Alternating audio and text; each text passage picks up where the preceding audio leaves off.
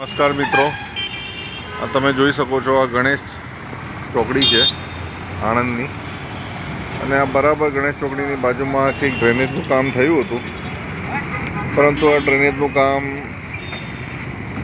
અટકી ગયું એટલે છેલ્લે આ આટલું રહી ગયું એમ. એટલે એક મસ્ત ખાડો કચરાપેટી રૂપે બની ગયો છે. હવે કોઈ ઓર્થોપેડિકને ત્યાં જવા માગતું હોય તો અહીંયા સુવિધા ઉપલબ્ધ છે, અને કોઈ પડે એની રાહ જોઈ રહ્યો છે આ ખાડો.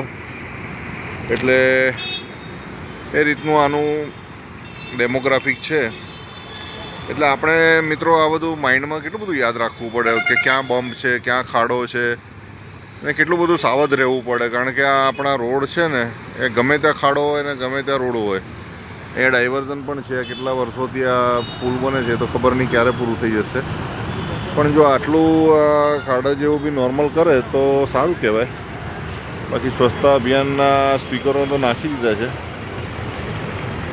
આ બિલકુલ ગણેશ ચોકડી પર જ છે, એટલે આ યોગ્ય થવું જોઈએ એવું લાગે છે મને. અહીંયા જે જોઈન્ટ મૂકવાનો છે કે જે કંઈ ફાઇનલ એને મૂકીને એને ખતમ કરવું જોઈએ આ કાર્યને.